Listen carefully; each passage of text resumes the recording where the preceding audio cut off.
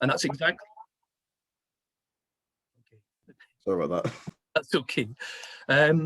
Yeah, I look forward to trying to answer your questions, but I should issue a word of warning. One reviewer commented the book put human flesh onto the intellectual and political bones of Lenin.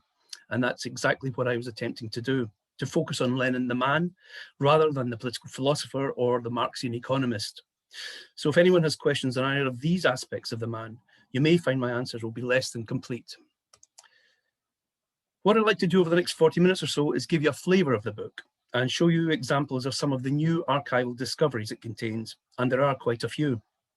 I've also got some images to show you which don't appear in the book, including a couple of old maps, which I hope will throw some light on Russian revolutionary London during the Edwardian period, because as you'll find out, Russian London is itself a major character in the book.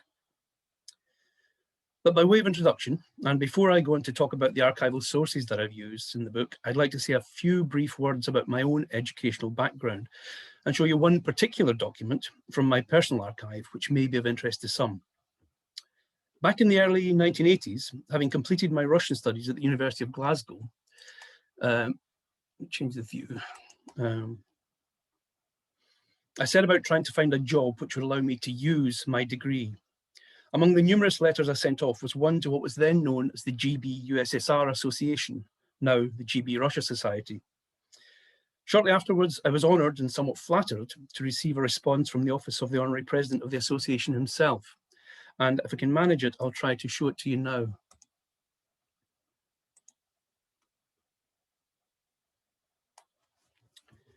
Here it is. As you can see, I hope, it contains a few suggestions on who I might want to contact for employment. But perhaps what's of more interest is the name of the sender, for I'm fairly sure that the signature is that of the late Marcia Williams, Baroness Falkender, the private secretary and close associate of Sir Harold while he was still in office. And could I just say that the fact that Sir Harold was happy to serve as president of the association serves as a reminder that there was a time when our senior statesmen were keen to improve relations with Russia and not destroy them. I can't now recall whether or not I followed up on any of these recommendations, but it was of no consequence, for shortly afterwards, the British Library offered me a permanent curatorial post as a Russian research assistant. I accepted, packed my bags, and headed south to my new place of work in the British Museum. And it was there, in Great Russell Street, that my interest in the Russian revolutionary emigration began. It actually all started in the museum archives, some years after my arrival, when I was lucky enough to discover a previously unknown set of letters relating to Lenin's 1908 admission. I described in the book how I suggested to the archivist where he might want to look, and how a few minutes later, he returned with a little packet of documents tied up in a pink ribbon and gave me the honour of opening it. What I discovered inside was not one, but two letters from Vladimir Ilyich to the director of the museum. That discovery sparked some press interest, with articles appearing in The Observer and indeed in Izvestia. But happy though I was with the newspaper coverage, that was as nothing compared to the absolute thrill of the moment of discovery itself. To be the first person in almost 80 years to hold these unique documents in my hand and to read Lenin's words written in his own neat handwriting seemed to bring the man back to life. And if you'll bear with me, I'll try to show you one of these letters now.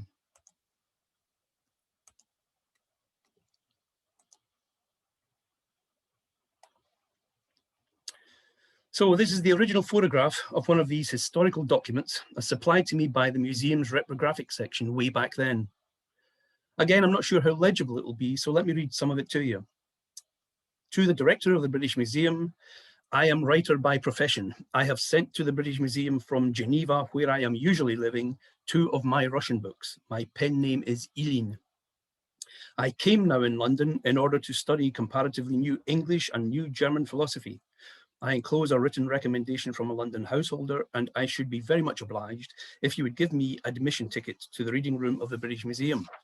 Signed, Vladimir Ulyanov, 21 Tavistock Place. So this was part of my great discovery. All in all, a fairly bland letter at first glance. During his first visit to London in 1902, both Lenin and his wife Krupskaya had taken English lessons, but 6 years had elapsed since then, so I think we can forgive the odd spelling mistake and grammatical slip. After a slight delay, the authorities accepted Lenin's application, and he was then able to begin his researches, which would result a year later in the publication of his famous book, Materialism and Imperial Criticism. Now, it's known that during his first stay in the capital from 1902 to 03, Lenin kept himself pretty much to himself. Most of his time he would spend either in his little office in Clerkenwell Green or at the British Museum. He would meet up only occasionally with those other emigres who were associated with his newspaper Iskra, but as far as the natives were concerned, he avoided contact whenever possible. He also had very little to do with those Russians who had settled in London before his arrival, although there are a few very important exceptions, which I'll come on to shortly. As I continued my work in the archives, I discovered more and more applications from a whole range of Russian emigre revolutionaries. In fact, in the end, I think I had amassed a file of almost 100 letters. Of course, since the early 19th century, the museum library had been regarded as a place of sanctuary for a whole host of political refugees from all over Europe, and perhaps the most famous among them was Karl Marx. It was known that Marx had become a reader shortly after his arrival in London, but no confirmation had been found in any of the museum's registers until I happened across this curious entry in the Register of Admissions for 12th of June, 1850.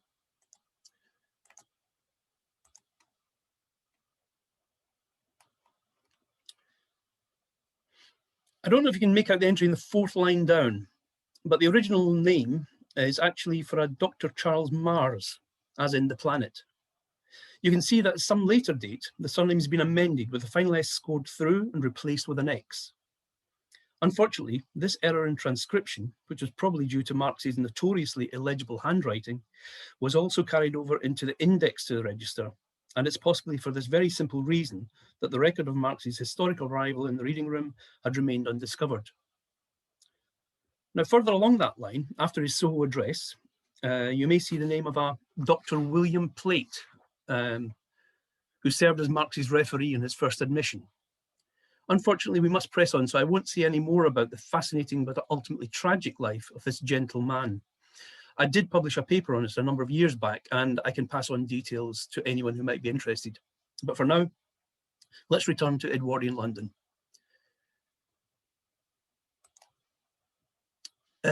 Now, Lenin and his comrades were, of course, well aware of Marx's association with the museum, and so for many, it had become every bit as much a place of pilgrimage as Marx's grave up in Highgate Cemetery. And I'm fairly sure that they would have experienced a certain thrill when they followed in their mentor's footsteps and entered for the first time under the reading room's famous dome. My researches in the archives showed that during their stay in London, many of these emigres chose to live in the area around King's Cross Station. Others preferred Hammersmith, and yet others chose Whitechapel, known to some as the Ruski Ostrovok, or the Little Russian Island. And we'll pay a visit to that area later. But first, to give you an idea of just how popular the King's Cross area was amongst Lenin and his comrades, I'd like to show you an Ordnance Survey map of the period. This one actually dates from 1914, but I don't think there were too many major changes over the preceding decade or so. Let's see.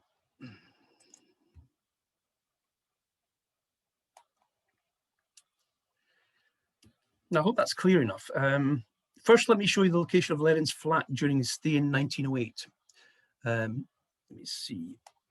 21 Tavistock Place is here, just round about there. And it's extremely well placed for the British Museum. A mere 10 minutes walk would take him down Woburn Place, down there, down to Russell Square, and then a block further to the south, you'd come across Great Russell Street and the entrance, the grand entrance to the British Museum. Let me show you some other points of interest. He spent most of his 1902-3 visit living up here in Holford Square. That's now been completely demolished, unfortunately. Again, it's a mere 20 minutes or so walk to the reading room, and just slightly longer south on Farringdon Road to his office. Farringdon Road's down here. And that would take him down to his office at the 20th Century Press on Clerkenwell Green, which is just off the map down there. He evidently liked the area because when he returned in 1905 for the Third Party Congress, he stayed just around the corner at 16 Percy Circus, which is here. And that's only 2 or 3 doors along from number 23, which in 1902 had served as home of what was known as the Iskra Commune. 2 of the communards were Yuli Martov and Vera Zasulich, both members of the editorial board of Iskra. The commune had actually first established itself just here at number 14 Sidmouth Street, just about there, where Martov and Zasulich had been joined by other Iskraites, such as Lev Deutsch and briefly Lev Trotsky. This somewhat bohemian and lively dwelling was a popular port of call for visiting social democrats such as George Plekhanov, who, however, would not have dreamed of spending the night in what he described as a squalid den. There are many more locations on this map with a Russian revolutionary connection, such as one of Lenin's favourite restaurants, Adam's Chop House, which was up here just beside King's Cross. But no location is more important, I think, than Regent Square, and number 20 Regent Square in particular. During the Second World War, the square suffered extensive bomb damage, but fortunately the southern side, pictured here, survived relatively unscathed, as did the gardens themselves, with their dozen or so majestic London plane trees. And it was to this peaceful spot that Lenin and Krupskaya were conveyed when they first arrived in London in 1902. And it was here, at number 20, that they were reintroduced to a young emigre couple that they'd first met some 10 years earlier in St. Petersburg. On their arrival in London in 1899, that couple had adopted the pseudonyms of Robert and Paulina Tar. Now, I make no apologies for the space I devote to the Tars in my book, or to give them their real names, Konstantin Takhtariev and his wife Apollinaria Yakubova. Their relationship to Lenin during that 1902 to 03 period was so intense and intimate, it really is quite surprising that until now, it's hardly received a mention in the literature. This is probably because during the post-revolutionary period, Takhtariev and Yakubova had been virtually written out of the official history books. And this, despite the fact that in the 1890s, Yakubova had been a founding member, together with Lenin, of a small influential revolutionary circle, which eventually grew to become the RSDLP. The eradication of their memory was so complete that historians were not sure even what the young revolutionary had looked like. For a long time, it was thought that no photograph of her had survived. Fortunately, a few years ago in the Russian archives, I managed to find not one, but two such photographs. And here's one of them, alongside a photograph of her beloved husband, Konstantin. And both of these date, I think, from the early 1890s. Soon after these discoveries appeared in the press, I was absolutely thrilled to receive an email from Almaty in Kazakhstan, home of one of Yakubova's distant relatives, who generously gave me access to the revolutionary's personal papers, which in turn allowed me to tell her story for the first time. Pretty much all that had been previously known about Apollinaria amounted to a vague rumour that at some point Lenin had made a proposal of marriage to her and had been rejected. And I discussed this issue at some length in my book before moving on to look at their London relationship. Now, Takhtariev and Yakubova helped the new arrivals in so many ways, one wonders if Lenin could have survived without them. As Krupskaya recalled, she and Lenin were at the Takhtarievs all the time, всё время. In English editions of Krupskaya's memoirs, this is rendered as, we frequently met the Takhtarievs or similar, which isn't quite the same. Not only did they help the newcomers find accommodation, they also acted as interpreters and assisted Lenin in setting up the production of his newspaper. Moreover, Krupskaya also mentioned that it was Takhtariev who was responsible for the organisation of the 1903 Second Party Congress in London, at which the famous Bolshevik-Menshevik split would occur. And it's doubtless a testament to the meticulous planning carried out by Takhtariev and indeed by his wife, that to this day, the exact locations of the Congress meetings in Fitzrovia remain unknown. Clearly, the Takhtarievs had already mastered the art of konspiracja, which, as you'll know in Russian, doesn't mean conspiracy, but rather has a specific meaning of the ability to avoid detection. So let's now stay with that. Let's move on to Lenin's 1905 visit and say a few words about the surveillance operations which they had to contend with. It's often claimed that Lenin was a master conspirator who seemed to have the uncanny ability to move effortlessly around Europe without attracting any attention at all. And the April 1905 London Congress is often cited as proof of that skill. All that was known about the event was, as I mentioned earlier, Lenin's address at 16 Percy Circus, and also the location of the first session of the Congress, which was held in a pub, the Crown and Woolpack, just a few minutes walk away from Lenin's flat up at the Angel Islington. It was here that an intrepid young special branch detective claimed to have hidden in a cupboard while that first meeting was going on. It's been claimed, incidentally, that the young sleuth's attempt at eavesdropping proved unsuccessful since he couldn't understand Russian, the language in which, not surprisingly, proceedings were being conducted. But I rather doubt there's any truth in the story. But that was just about all that was known about this event, which attracted around 30 delegates and which ran for 3 whole weeks. So you might think, a pretty effective piece of conspiratio, but you'd be wrong. For quite apart from the young lad from Special Branch, excuse me, there was another somewhat more experienced agent lurking in the background.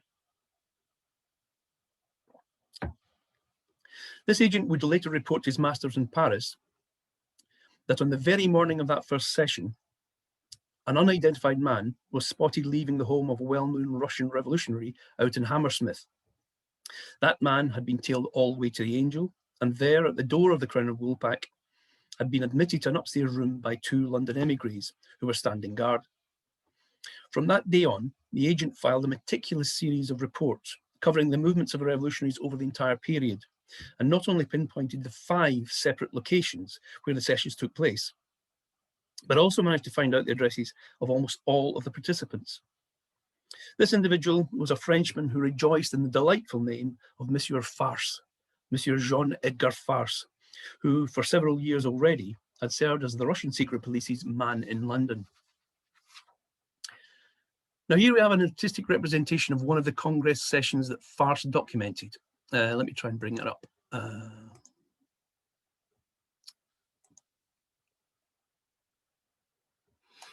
Yeah, we see Krupskaya along one end there, Lenin giving forth.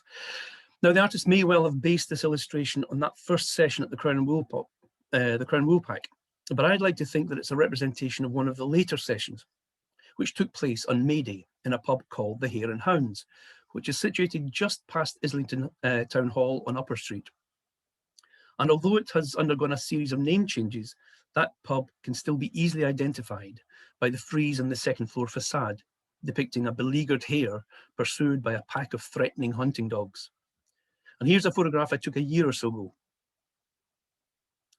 And by the way, I would also like to think that this, oh, I beg your pardon. I'd like to imagine Lenin holding forth in one of these rooms. It's difficult to imagine a more fitting image, bearing in mind that not only the Russian and British political police, but also the French Sûreté had taken on the role of bloodhound and were all intent in hunting down and destroying the Russian revolutionary movement in its infancy. Unfortunately, not all of the Congress locations have survived. The day after their meeting in Islington, Agent Farce tracked the delegates to another pub, the Lord Nelson, which was just round the corner from Fitzroy Square in Fitzrovia. The building was demolished sometime in the late 20th century to make way for some new office blocks. But this is how it looked in the 60s.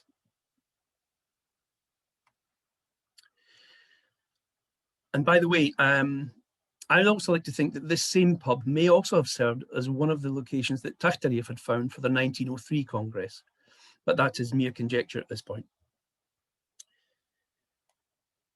Agents of the French police, meanwhile, spent much of their time conducting surveillance operations out in London's East End, in that original little Russian island. And by the way, I've only ever come across the phrase Ruski Ostrovok in Garth about 10 years ago. It appeared in a 1904 letter from Yakubova to one particular individual for whom Whitechapel was home and stamping ground, and whom the French police did not want to let out of their sight.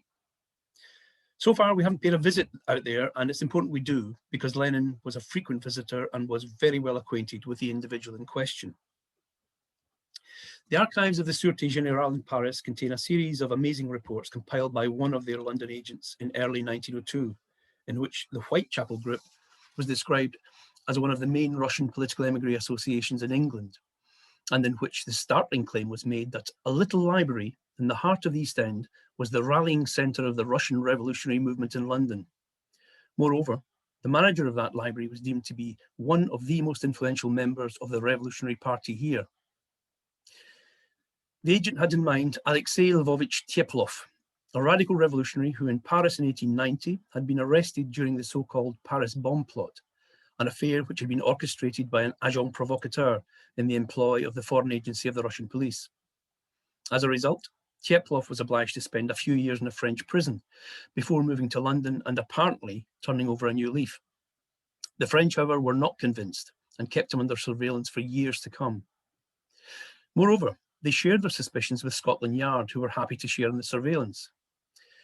And if you add to this mix the omnipresent London ARRN agents, you can imagine what a crackling hotbed of revolution Whitechapel represented at this time. And it may come as a surprise to many to learn of the extent to which these agencies were prepared to cooperate with each other when it was a question of keeping an eye on the Russian revolutionaries. I'll give you one example, that of Detective Sergeant Michael Thorpe, who on his retirement from Special Branch, at the suggestion of the head of the CID, was recruited by the foreign section of the Russian secret police as an assistant to Monsieur Farce on an annual salary of £450, and that was no small sum in these days. But not only that, for on his retirement from that post, Thorpe was actually awarded a pension by the Russian Department of Police. Anyway, here's a photograph of Tieplov, one of the main objects of this joint surveillance, alongside the stamp of the Free Russian Library, which he founded in the heart of London's East End in 1898. A grand beard. And at this point, I'd like to share with you a terrific photograph which I received just about a week or so ago from Mr. Peter Guillery, senior historian and editor of the Survey of London project. As you can see, it's a photo of a stationery shop at number 13/27 Whitechapel Road. It was taken in 1899 by the London County Council, which was probably in the process of taking enforcement action against Mr. Straker for his somewhat over-the-top advertising. But Mr. Guillery thought I'd be particularly interested in the building next door on the right at number 15/29. Now, I had no idea such a photo existed, and I can't tell you how excited I was to receive it. Here's a slightly larger image of the first home of Tieplov's library. Amazing. Now, when the Tauris arrived in London, they, like many other emigres, soon found their way out to Whitechapel. Apollinaria, in particular, immediately bonded with Tieplov, this gentle giant of a man, and thus began an extremely fruitful friendship. Lenin, too, is known to have visited the library, probably at the suggestion of the Tauris, and he, too, developed a lasting friendship with the old librarian. And again, this is somewhat unusual, for not only did Tieplov belong to that earlier generation of emigres, he was also affiliated to the socialist revolutionaries, who were complete anathema to Lenin and his social democrats. A year or so after the library's foundation, it had grown to such an extent so that it was obliged to move just round the corner to bigger premises at 16 Church Lane. And here I'd like to read you the evocative description by London-based journalist Isak Shklovsky of what visitors would have encountered when they turned up at Tieplov's library.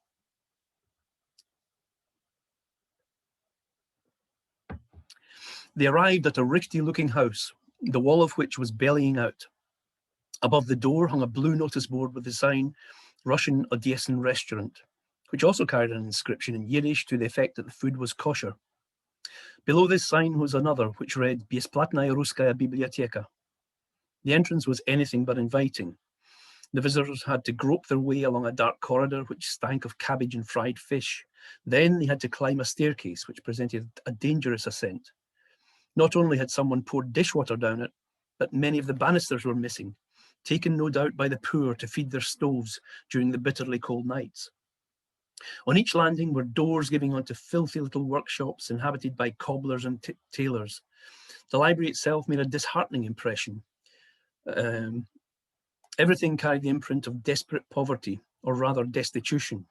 The sad little tables, the rough benches, and in particular, the huge number of members of the public burrowing in newspapers and books. For the library's visitors in this distant foreign land, these books represented a precious memento of their homeland.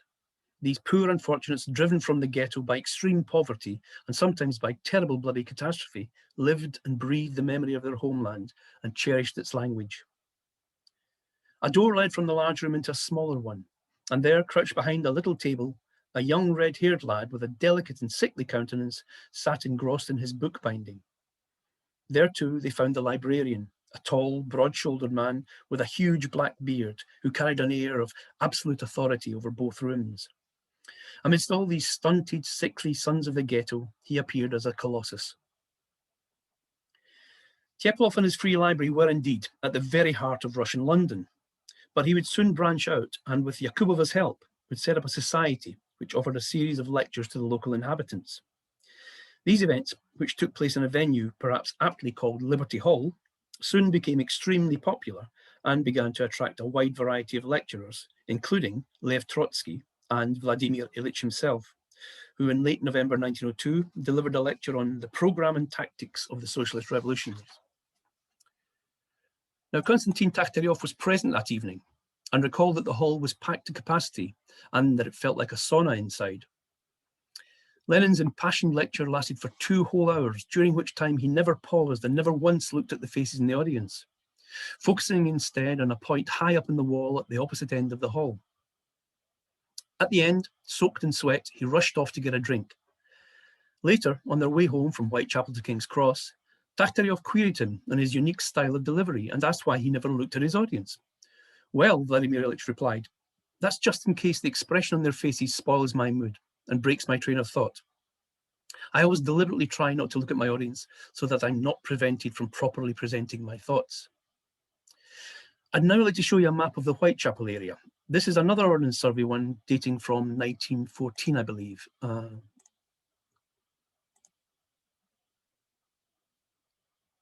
There we are, I hope you can see that. Now, this area around Commercial Road and Whitechapel Road, just round about here, was at the very heart of Little Russia. There you could find Russian bathhouses, restaurants, a post office, all sorts of stores selling Russian produce and so on. 15 Whitechapel Road, the first location of Teplov's library, was just here, opposite the church, St. Mary's. And incidentally, the original church which stood on this site was built from a white-coloured stone, hence the name Whitechapel. Shortly afterwards, the library moved first round the corner to Church Lane, which is just down here, if we can find it. Yeah, just down here. And a year or so later, across Whitechapel Road and up Brick Lane, up here, to, where is it now? To Princeless Street, which is just off the map to the left. If you walked another couple of blocks to the north, you would come to the scene of Lenin's 1902 lecture at Liberty Hall, in what was then called Pelham Street, and now it's been renamed Woodseer Street. Another location of interest is just here, Toynbee Hall, if you can find it. There it is, yeah. Where Lenin is known to have attended a lecture on foreign policy given by a liberal politician. It's said that Lenin stood up and in halting English asked the speaker what was the point of talking about foreign policy in the East End, where no one cared about it, and where the people were ground down by capitalism. In Lenin's opinion, British foreign policy was no more than pure imperialist exploitation. One final address of interest was way down here at number 106 Commercial Road, which is just round about there. This for a time was where Teplov lived, and a few years later it would serve as yet another home for his library. But it also played an important role in 1907 as a meeting place and organisational centre for the 5th Congress of the RSDLP. So let's now move on to that Congress. The 1907 Congress was about as far removed from the 1905 one as you could get. Rather than a mere 30 or so delegates, this time there were close on 350, plus 50 invited guests. The delegates came from all over Russia and from all the major European centres of emigration.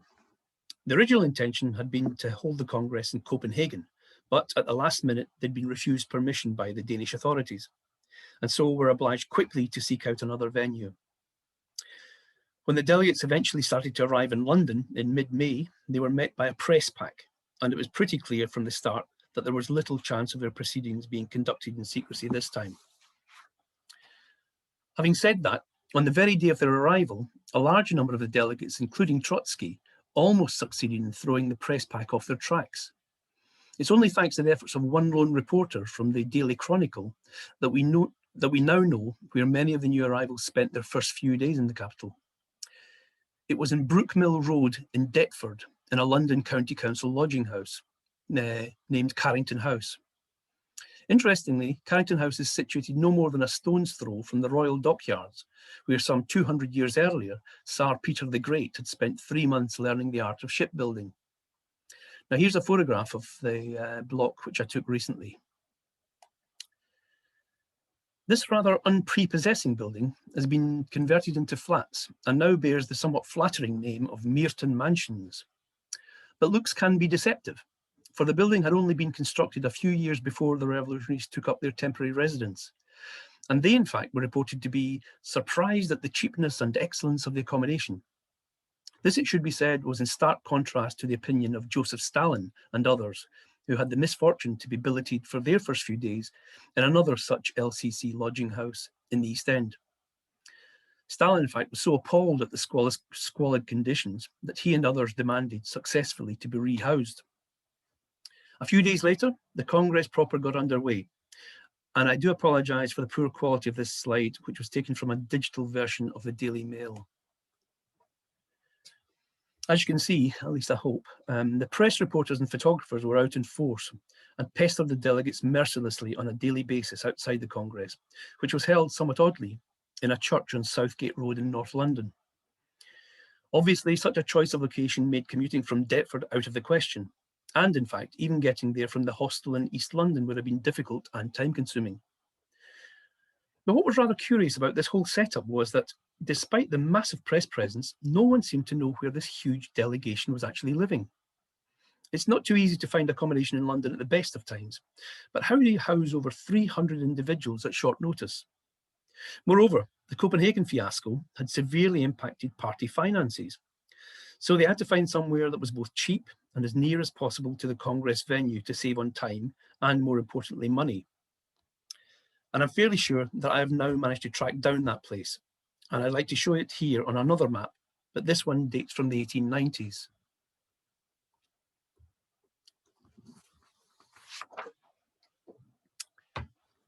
Over here on the left, way over here on the left, is the Brotherhood Church, where the Congress was held from mid-May until the beginning of June. Now, I happened across a memoir left by one of the women delegates at the Congress, in which she expressed her indignity and indeed anger at the accommodation which the English authorities had offered them. She recalled that it was some disused army barracks, and I'm fairly sure that what she had in mind was this building here on the west side of London Fields, over here in Dalston. The barracks, which could accommodate up to 500 men, had served as the headquarters of the 7th Battalion of the Rifle Brigade until their move in September 1904 to another barracks to the north of London. The building has long since gone and has been replaced by some council housing, but I went out there a few months back to try to see if I could retrace the delegates' daily journey to Southgate Road and back. I'm fairly sure they would have been obliged to make the journey on foot, so they'd have come down Shrubland Road, onto the Regent Canal, and then it would be no more than a 10 or 15-minute walk along the towpath to the Brotherhood Church. It's a nice walk, actually. I can recommend it. It's difficult now to imagine the spectacle of hundreds upon hundreds of exotic bearded Russians trudging alongside the canal and back for 3 whole weeks.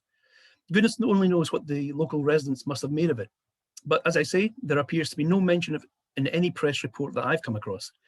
So maybe they were all well-versed in the art of conspiracy after all.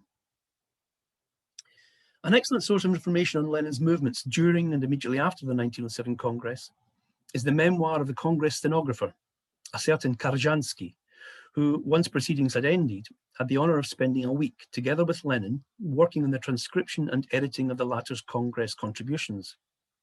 His memoir contains a wealth of detail concerning Lenin's habits and personality. And perhaps it may surprise some, but Karzhansky seems to have been particularly won over by the great man's sense of humour.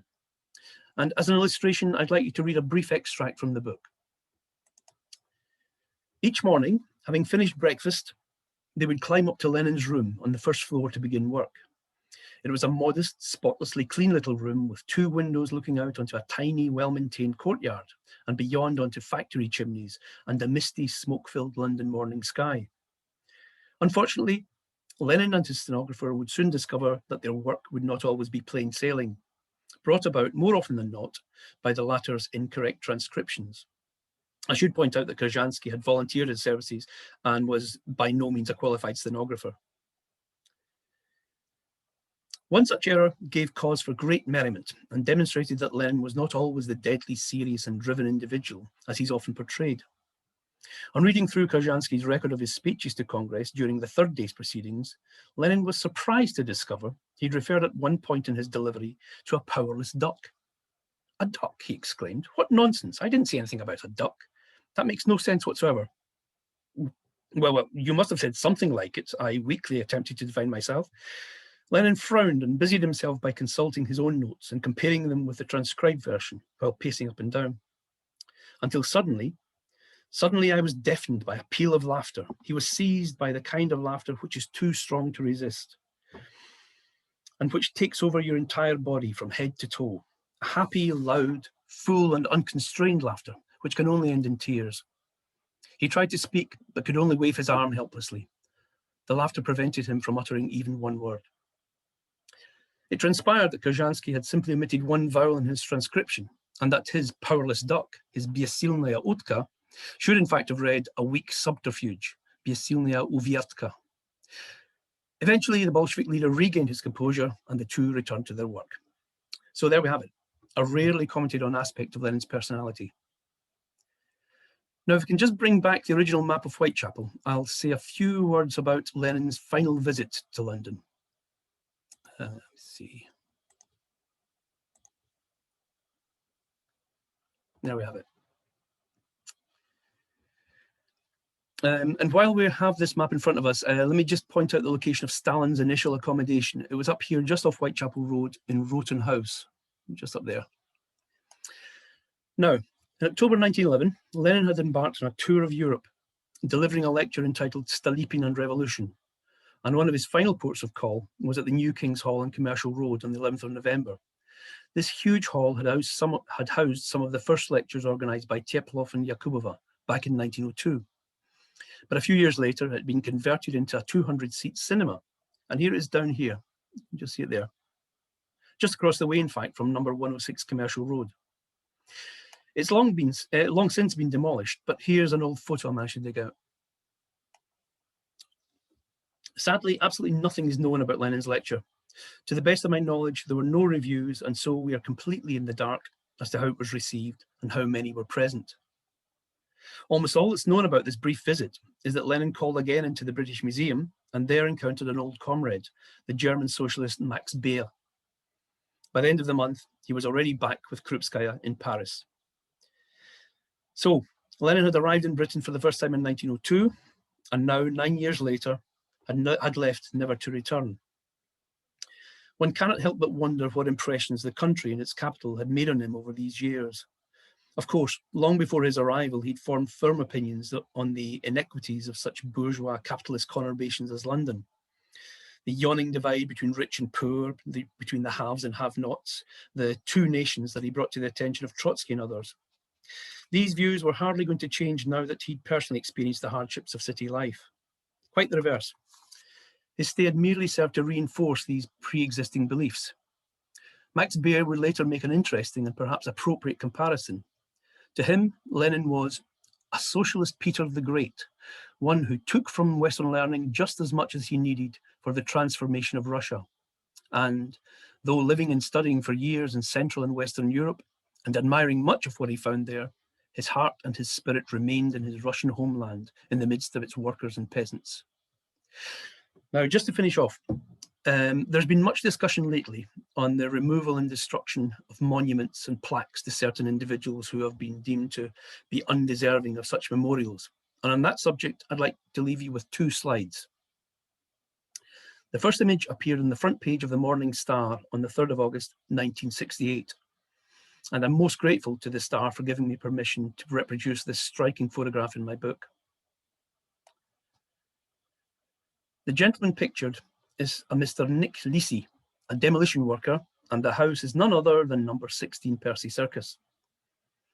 However, all is not what it seems at first glance, for far from being destroyed, the fragile porcelain plaque commemorating Lenin's 1905 visit was being carefully removed before the house was demolished to make way for a commercial enterprise. The plaque itself was preserved and later presented to the mayor of Moscow. So, far from removing any trace of Lenin, his memory lived on in London, and in fact a second plaque was erected when the new building was completed. And moreover, as recently as November 2012, Lenin was honoured once more with a new memorial, this time attached to the front of that very house in Tavistock Place where he stayed in 1908, and which I mentioned at the start of my talk. And I'd like to leave you with a final memento of that occasion. The gentleman in this photograph will be recognised by some, I'm sure.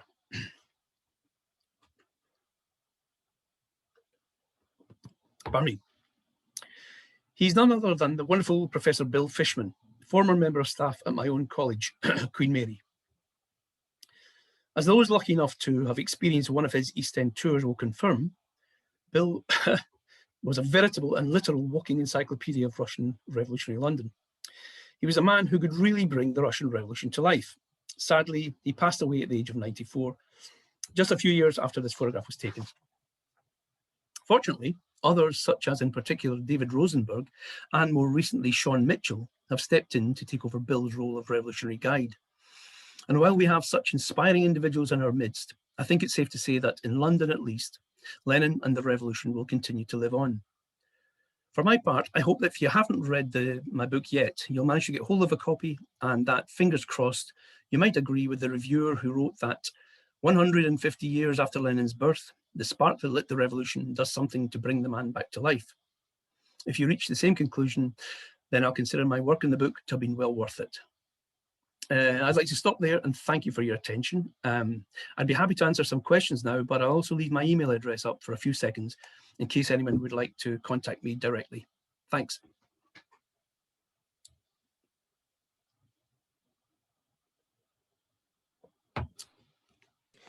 Bob, thank you very much. That was a fantastic lecture from which I learned an awful lot, and I'm sure we all did. And yes, I'm sort of very early on in the process of reading your book. So, but on the strength of your previous work, I'm absolutely sure that the comments by the reviewer are entirely justified. So yes, let's now open discussion to the floor, and I'm sure there are a lot of questions from the audience. Feel free to put them in the chat for this meeting if you'd like, and one of us will put the question to Bob. Alternatively, feel free to just unmute yourself and put your camera on and speak into the void. If I may go first, I have two questions, which may be sort of more or less obvious, but firstly, what you said about Teplov made me wonder, this is perhaps the more obvious question, how forthright was Lenin in terms of cultivating relationships with revolutionaries from outside his own social democratic faction. You say also with sort of revolutionaries of the older generation. So that's one question. The second, slightly more left field question is, you talked a bit early on about the Social Democrats meeting in a series of London pubs around King's Cross, which reminded me that one of the few well-known photographs, at least, of the Free Russian Press Fund members in the 1890s shows them all also gathered outside a pub, I believe in Chiswick or Hammersmith, which leads me to wonder, why were Russian revolutionaries so keen on meeting in pubs especially? Were they this just the easiest sort of meeting spaces to come across? Is there some other reason for it? If you have any thoughts on that. I think probably, Ben, it's just one of the easiest places to meet up. And not necessarily. There are some rumours about meeting up in another pub in Whitechapel. This was after the original meetings of the lecture society, the Russian Lecturing Society, and the landlord was very miffed indeed that these huge group would come in, take over his pub, and order no beer whatsoever because they were so poor. So I don't know whether some landlords were kinder to the Russians than others, but I think it was probably a case of it's an easy place to congregate large meetings like that. Could you just repeat your first question again, Ben, about the? Sure. I was just wondering whether, apart from Teplov, how how interested is Lenin in sort of developing contacts, developing relationships with other revolutionaries from outside the Social Democrats? Yeah, not at all is the quick answer. He was very much he concentrated on his own Social Democrats and on trying to get them up to speed, if you like. The workers who arrived in London in particular, he was keen to basically to control them, control their movements, and make sure that they were doing as a good revolutionary should. The others, the socialist revolutionaries, as I said, they were anathema to the Social Democrats and to Lenin. There were one or two other old emigres that he did meet up with and have friendly relations with. Theodor Rothstein, who he visited once or twice. I think also visited him during 1911. But in terms of anyone who wasn't a Social Democrat or a Marxist, he tended to ignore or avoid at all costs. Thank you. We have a question from Julia Keld in the chat, who says, great talk, thank you. What happened to Yakubova and Takhtaryov? Yeah, I cover that in the book towards the end. I've got an appendix devoted to Apollinaria's story, because I do think it's quite important that it's told for the first time. She died a tragic death, really. She gave birth to a child in 1908, 1909, I think, when they got back to Russia. They didn't dash back to Russia, by the way. They stayed on until well after 1905, I think. They settled down there. She went to visit her family back in the area of the Black Earth. She contracted tuberculosis and had a pretty horrible last few years, unfortunately, died in 1914. Her husband survived her. He actually remarried, in fact, but he fell out of favor, let's say, in 1924. Especially in 1924, he published a reminiscence of Lenin, which the followers of Lenin were not at all happy with, especially Lenin's sister. And in 1925, he too died. We don't have any details about how he died exactly, but there are suspicions that it was brought on and it wasn't a natural death, possibly. But I can't confirm that. We have a question from Eve in the chat, who asks, to what extent did Lenin have contact with both international and English revolutionaries while he was in London, and how did these influence him? As I mentioned earlier, I think he was very keen to develop relations with other Marxists. So I mentioned Max Beer from Germany, and there were others of a similar kind of persuasion. But by and large, if you weren't a Marxist, if you weren't a Social Democrat, an orthodox Marxist, then he was not interested in conversing with you. Edward Bernstein was one, the founder of or who's often regarded as the founder of economism, as was Takhtaryov, in fact, a believer in economism. And Lenin would have no truck with either of them. Anything which he deemed to be a deviation from orthodox Marxism, he was not interested at all. Question from Christina White, which I unfortunately missed on the first reading. Sorry about that. Was Lenin aware of Booth's poverty maps of London? You know, I noticed that comment, and I'm sorry to say I don't actually know. I've not come across any reference to it. I know that the stuff that he, I've got a rough idea of the material that he read when he was in the British Museum over the years, based on just the bibliographies of the works that he'd written. And I've spent considerable time going through these bibliographies, trying to identify the exact items that he would have read. And that's also included in an appendix. Whether Booth's maps were known to him or not, I would imagine they would be, but I'm sorry to say I don't actually know. Sorry about that. We have a question from Anna as well, which you may wish to ask aloud. You can read it, I don't mind. Well, I was just interested if there are any accounts of the British intelligentsia, like the Garnets, who supported Russian revolutionaries.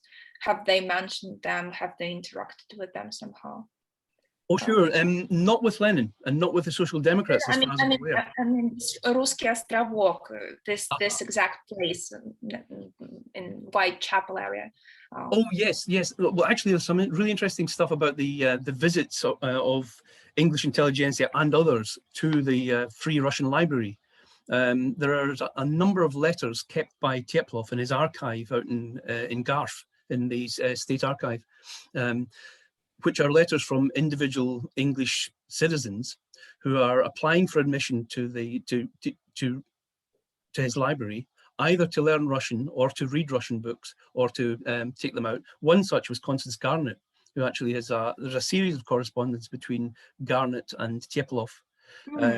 At one point, she actually mentions that she apologizes terribly for holding on to a particular book by Tolstoy, and would like to make a little donation to the library. Interestingly enough, the library had very strict rules about returning books on time, and Garnett had actually held on to this book for over a year, so I'm not sure if she would have actually paid the fine in full. But so there was that interaction, definitely. And ordinary men and women in the street would get in touch with them and ask questions about Russia, about the gold mines in Siberia, one particular letter referred to, a whole range of correspondence from the Brits. And as I think has been mentioned before, there was this feeling of Russomania at the time, which spread right through until the revolution and took a different tack after that. So Russia was of huge interest to the British population at that time, I find. Yeah, I'm also interested in this question because I'm working on Natalie Duddington, who was an assistant of Constance Garnett, and she, together with her husband, used to live for a while next to Whitechapel, but they, as I know, they don't really have any connections with revolutionary movements, with Lenin himself. So I just wonder why it was like that. Why they lived there? Was it a pure coincidence, or something else was behind this? I mean, I've certainly never come across any reference to them in the Teplov archive. I probably would have if I went through it in some detail. Why they would have chosen Whitechapel to live in the very heart of the Little Russia is interesting. They're obviously keen to get to know the culture, but I'm not sure. Okay, thank you. Toby Matthew says, could you talk a little bit more about official attitudes towards the revolutionary emigres in the UK, both in terms of government and the police, and perhaps compare these to the situation in France and what's next, history of the Free Russian Press, perhaps. This is obviously a topic that you've been working on for a long time. It was the subject of your doctoral dissertation and features very heavily in your Burtsev book as well. The official attitude of the British government was pretty much as it always had been in Victorian England, that England was still regarded as a place of sanctuary for political revolutionaries or any political opposition in other countries. England was a welcoming country for anyone who wanted to be there. The police at the same time, and the Russian government often objected to the way in which Russian revolution could seek refuge, but the British Foreign Office and Home Office would very often respond simply to say that they had the right of refuge there and there was nothing they could do about it, and cite the history behind the welcoming, the welcome that Britain often gave to these revolutionaries and the like.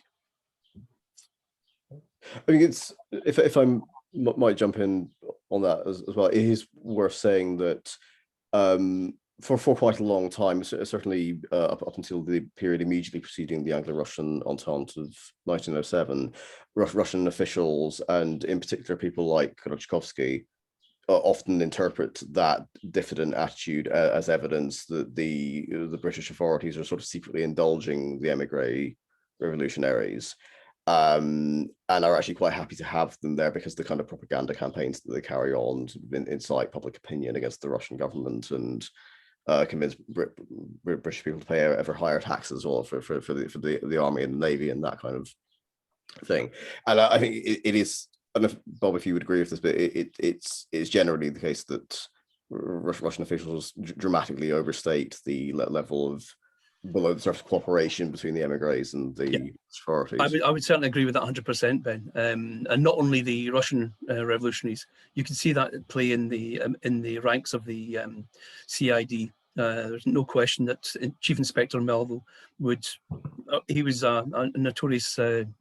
Well, he was very well known for publicising his own feats of daring do against all sorts of revolutionaries, French, Italian, Russian, and getting into the press. He knew that by pushing forward his own profile, he could secure more money for his department, more clout for his department, I think.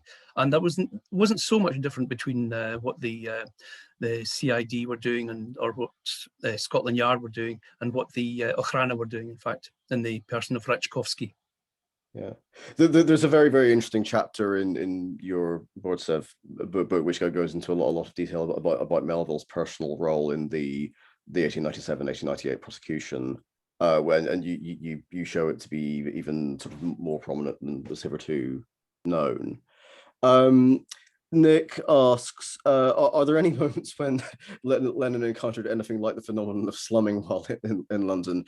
Probably didn't overlap that neatly, but it's a potent moment to imagine. Sorry, the notion of slumming, sorry, just... Slumming it. Sorry, don't... I'm not quite sure what the question is. Sorry, I'll hop in. Sorry. Slumming being the visiting of the East End by the middle and upper classes. Beg your pardon. I should have known. No, I've got no information on that at all, Nick. Sorry, I don't know. I didn't think you would. I just thought it was quite an exciting thing to imagine it actually happening. But question from Lara in the chat. Fantastic talk. Thank you. Is it possible to say more about Krupskaya? What she thought of London and her revolutionary work there? Yes, I suppose I could. In fact, I don't know if you'll have read the review of the book by in the Times Literary Supplement. No, in the London Review of Books, beg your pardon, which goes on at some length about Krupskaya and her time in London. I discuss a lot about Krupskaya and her time in Russia in particular, and her relationship with Yakubova, which was very intense. They were best friends, no question about it.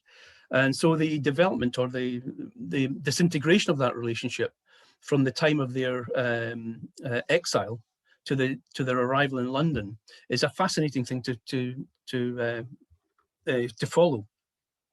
Krupskaya, according to the reviewer in the London Review of Books, was not at all happy about during her time in London. I'm not quite sure that's true, in fact. I think she was there with her mother. There are certainly passages in her reminiscences where she talks about the Lenin and herself going to theatre, going to music, and going to concerts, the walks that they took up to the north of London.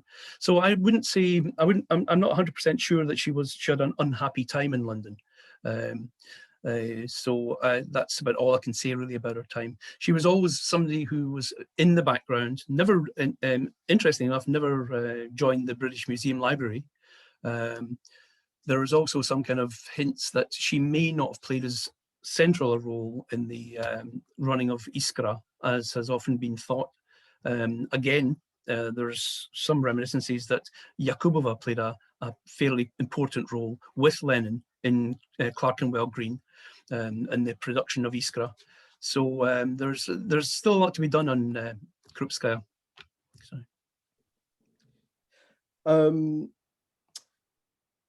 Question from Mariam in the chat. How difficult was it researching Lenin's time in London, given his efforts of conspiratsia, such as the use of pseudonyms? I think, well, thank goodness for Mr. Farce, because he actually gave more detail about Lenin's time in London than anyone else to date, I think. So and also the French Sûreté. But interestingly enough, too, I'm not convinced that he is a conspirator, that he was a great conspirator or indulged in conspiracy to that level. Although, having said that, of all the people that Fars identified during the 1905 Congress, Lenin was not one of them. He managed to put names to a whole host of the revolutionaries, but neither Lenin nor Krupskaya were mentioned by name.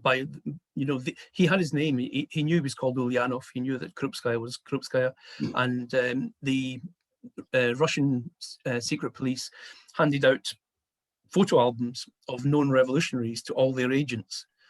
So he would have had one of these photo albums. There are some still in the Hoover in Stanford, and Lenin's photograph was nowhere to be found in these. So there's that interesting point as well, but the kind of conspiracy that he was indulging in. I mentioned in my book that that Burtsev was of the opinion that Lenin, in fact, was a patsy, a police spy, which is a bit kind of far-fetched to many, but it's worth reading into it. Burtsev wrote a series of newspaper reports in 1926, I think, for a German or Polish newspaper, detailing his suspicions about the fact that Lenin could move about so effortlessly, despite the fact that the police knew, or the police pretty much knew about his whereabouts from the moment he left Russia. So it's a complex issue. Can I just check something? Is it Yakubova or Takhtaryev, or both of them, who were members of the Union of, I'm going to mess this up, the Union of Struggle for the Emancipation of the Working Class? Yeah, it was Yakubova. Yeah, she was one of the I think there were about 7 or 8 founder members. So Takhtaryev was in a separate organization, but was never a member of the League of Struggle. Thank you. Do we have any more questions? Like I say, you can put them in the meeting chat, or you can just unmute yourself and ask. Yeah, can I ask another question? I wonder if there was a Russian library with Russian books.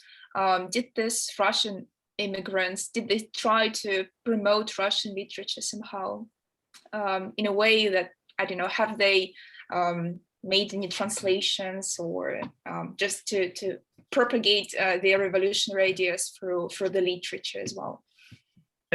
Not aware of, apart from, of course, the Stepniak and his work that he did in the early 1890s until his sad death in 1895. He, of course, was a great one for promoting Russian literature, Russian political, the position of the emigre and the opposition. Going back to Teplov's library, I already mentioned that Garnett was a visitor there, as were the mods. And so they made use of the materials that Teplov had amassed. It was a very important collection, in fact, the Free Russian Libraries collection. He had connections with the London Library, the head librarian at the London Library, and also would often make donations to the British Museum Library, and that's quite a feat.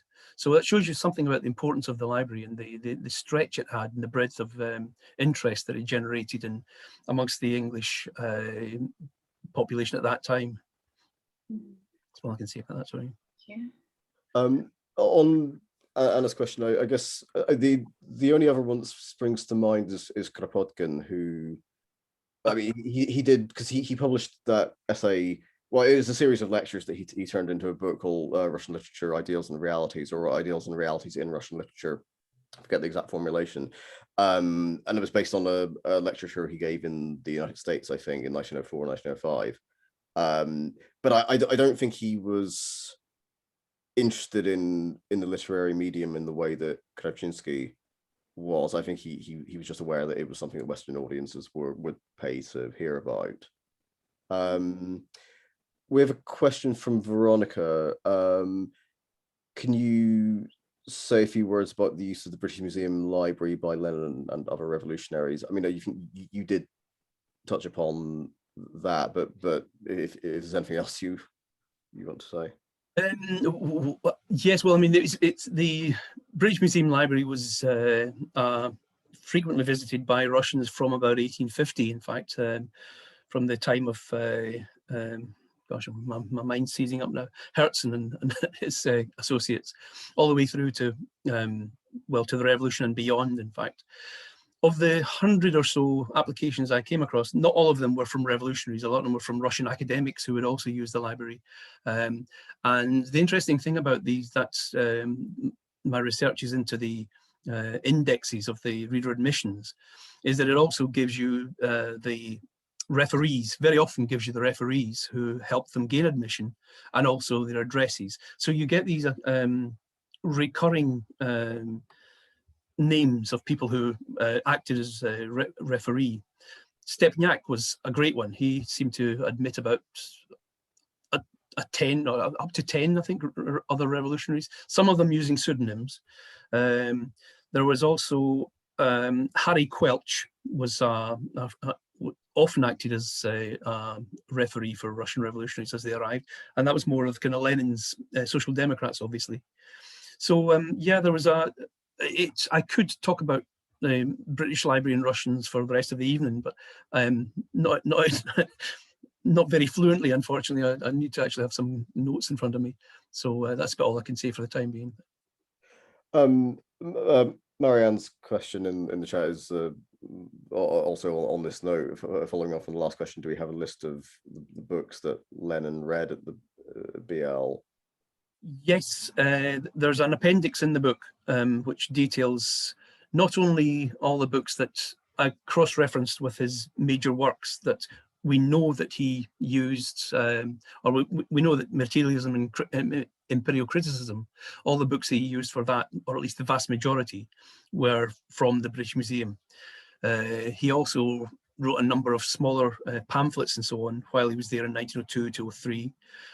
So you can also cross-check against the bibliographies there and identify the exact items. But more than that, there's also a list in this little appendix of the items that he donated to the library, some of which have his signature on them. And that amounts to about 5 or 6 donations, not just from him, but also from his publisher, Dietz, the German publisher that he used. So all the information is there. I urge you to consult the book. Can I ask another follow-up to that? Yes, by all means. Cheers. It's just about, right at the beginning of your talk, Bob, you mentioned that even when he was in Geneva, Lenin was sending material to the British Library. Maybe the answer to this is obvious, but I kind of wondered what the motivation is there. And was he sending things to lots of national libraries? And is that sort of for posterity so that things are kept, or is it with the expectation that contemporary readers could read them? Because I could think of lots of other things in the BL, for example, where you can see the provenance that other Russian revolutionary figures have donated or sent them. I guess I was just interested in maybe saying why that would be. Yeah, that's a good question. In fact, I mean, the library was very well known. The British Museum Library was extremely well known to Russians, to the Russian intelligentsia. And another link to my earlier work on Burtsev, Burtsev produced this fantastic article called The British Museum, which was the first Russian description of the Russian collections in the British Museum. That was about 1890 in the Historical Messenger, I think. So Lenin and his revolutionary comrades came well equipped, knowing about the museum library, and I'm sure it would have been a privilege to them to actually make a donation, not just to further their own cause, or if you like, but to actually make a donation to a library which was widely admired throughout Russia. Thank you. A question from Anna Vaninskaya. Thank you for the talk. The Shklovsky piece you quoted from, which I'm currently translating into English in full, doesn't mention the revolutionary associations of the library, and neither do pieces by other Russian journalists such as Chukovsky, who visited it in 1904. Why do you think this might be? Yes, I will. I'm not sure. Did Anna say she was translating his autobiography, or is it, or just some of the articles that he's written? The piece as Dionio. I wasn't quite sure whether it was the articles. All right.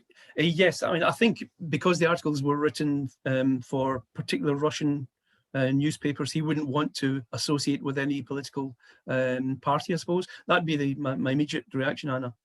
I mean, Shklovsky was, I mean, it's great that Anna's translating that material, because he's certainly a figure who deserves more attention than he has received. He was the London correspondent for Ruskoe Bogatstvo, I think, for quite a few years. So that might be one reason why he wanted to remain more neutral. Yeah, it's a possibility. I think he was a Russian correspondent for a couple of newspapers, and also contributed to English newspapers under the pseudonym Dionio, I think. That was right. In fact, I remember coming to one of Anna's talks for the Research Network way back. Fascinating talk about his visit to Scotland. I think that was mentioned at some point, which also was very unusual. There are not many Russian descriptions of Scotland in the early 20th century. So he continued to use that pseudonym, I think, well into the 1920s. It was his pen name, wasn't it? Oh, that's right. Apparently Simeon Rappaport visited Scotland as well. Ah, yes, that's right. No, that's fascinating. Any more questions? Another question from Anna. Do you know if Herbert Wright, a librarian at the London Library, was a visitor to the Russian Library?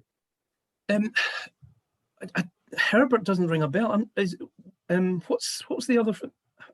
I've completely forgotten the name of the head of the London Library, but from about the foundation of the Free Russian Library right through until the opening of a new version of the Free Russian Library in Holborn, the head of the London Library was very much involved in it. But for the life of me, I can't remember. Was it Herbert Wright? Yeah, he had a lot of connections with Russia, and he wrote several articles, I think, about Russian revolutionaries as well. If I recall it correctly, he wrote something about Herzen, and he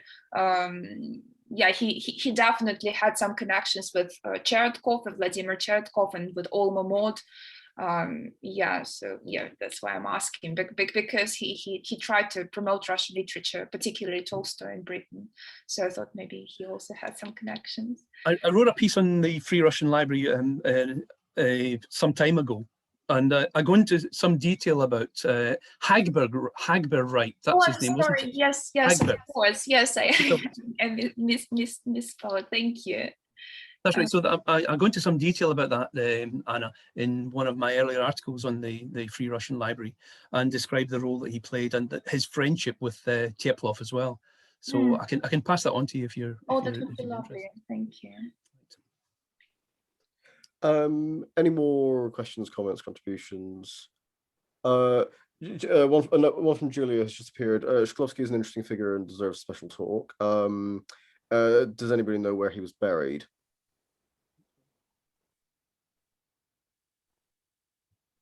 Sorry, not a clue. Anna?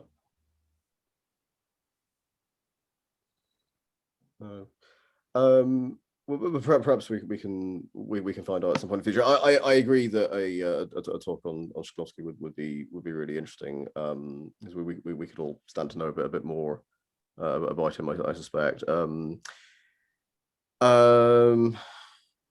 Any more questions from anybody?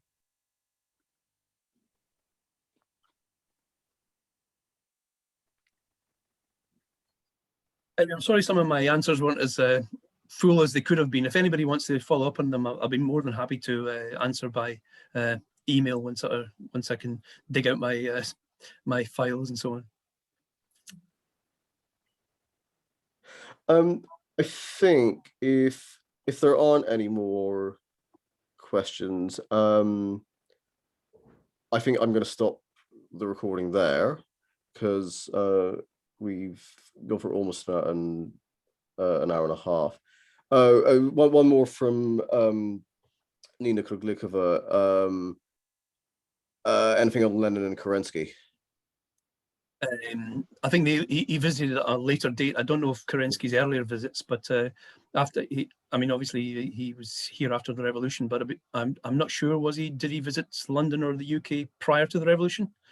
I'm not aware of any visits, so there wouldn't have been any overlap between Lenin and Kerensky, as far as I'm aware. That's what I think as well. Charlotte, is that your understanding as well? Yeah, I guess so. I'm not aware of anything earlier, but I could be corrected. I don't know enough to say, really. Okay, so I think on that note, I actually will stop the recording. We'll get the weird voiceover.